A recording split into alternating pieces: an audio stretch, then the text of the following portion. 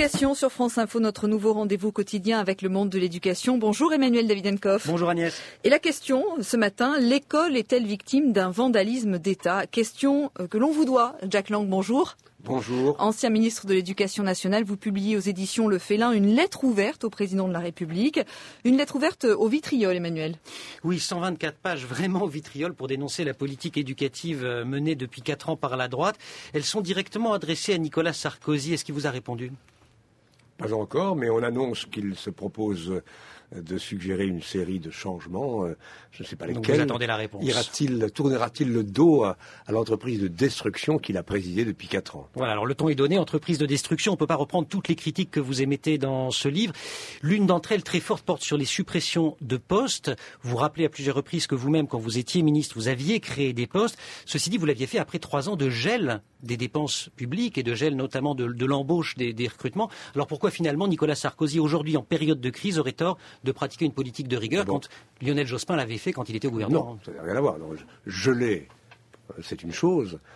Amputer, c'est une autre chose. Et quand j'ai été nommé ministre, j'ai dit à Lionel Jospin qu'il fallait absolument édicter ce que nous avons fait, un plan pluriannuel de recrutement et de création de postes. Nous avions prévu sur les 5 ans à venir 185 000 recrutements. Là, c'est l'inverse.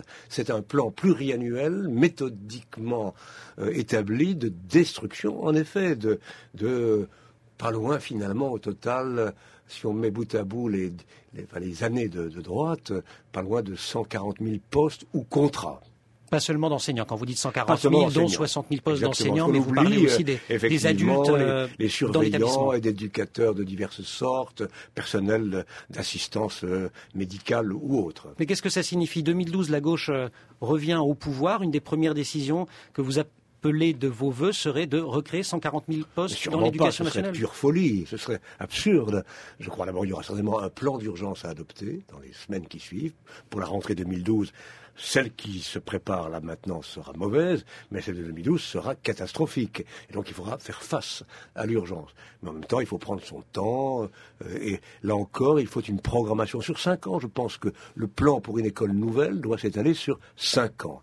Moi, personnellement, je suis favorable à ce que la plupart des postes, sur la durée, soient reconstitués, moyennant, c'est un point extrêmement important, du rétablissement d'une véritable formation pratique des maîtres. Alors on va y venir. L'une des choses les plus scandaleuses opérées, c'est moins la suppression des postes que la disparition de toute formation pratique des maîtres. Et les maîtres qui vont aller dans les écoles, les nouveaux, là, après-demain, n'ont appris rien, ils ont appris si la philosophie ou les sciences physiques ou la chimie, mais ils n'ont pas appris à apprendre à lire et à écrire, n'ont pas appris à gérer une classe difficile. Ceci étant, Jack Lang, les IUFM, les instituts universitaires de formation des maîtres, vous le rappelez d'ailleurs dans le livre, étaient très critiqués. Alors que les avoir réformés plus tôt pour éviter qu'on en arrive à les supprimer. Elles ont été beaucoup améliorées, justement en accordant une place beaucoup plus importante à la formation pratique. Mais le raisonnement, je ne parle pas de vous, mais le raisonnement qui consiste à dire quelque chose ne va pas très bien, on le coupe, c'est le raisonnement d'un médecin de Molière. C'est le raisonnement de Toinette déguisé en médecin qui dit à Argan, le malade imaginaire, « Ah, vous avez mal à l'œil !»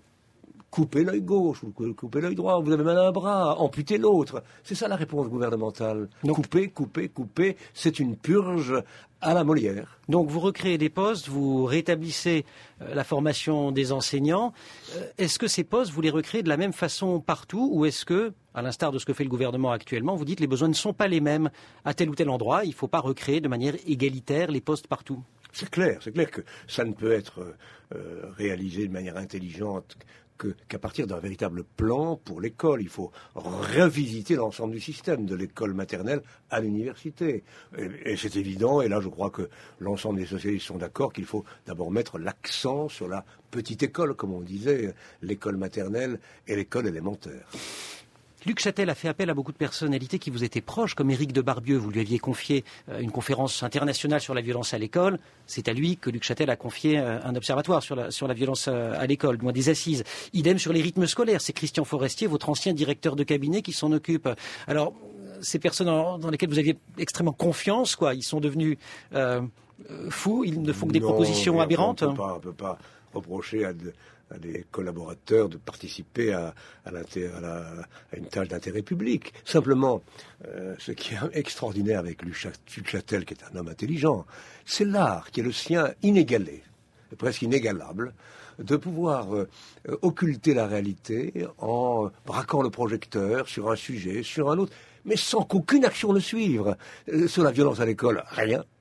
Malheureusement, ça ne fait que croître et embellir. Sur les rythmes scolaires, il aurait pu et dû sur les rythmes, décider... il a annoncé des... Oui, annoncé, mais pour quand? Pour 2014, 2015. Il aurait dû, pour la rentrée qui vient, rétablir la matinée qui a été supprimée. Justement, sur les rythmes scolaires, quelle est la position du Parti socialiste sur le raccourcissement des vacances d'été, sur le retour à l'école le mercredi ou le samedi matin? Écoutez, ça c'est clair. Sur l'instauration la semaine de 4 jours par l'actuelle présidence est un non-sens pédagogique. Et ça fait des années, depuis 4 ans, que je clame, que je réclame que l'on rétablisse la matinée soit du mercredi, soit du samedi. Donc il faut le faire.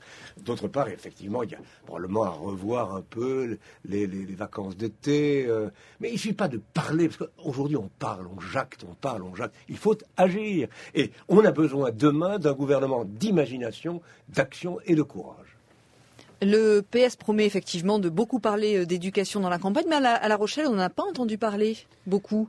Il y a eu un séminaire, je crois, qui a réuni les organisations syndicales et les professionnels. Mais les candidats à la primaire n'ont pas pris position fortement là-dessus.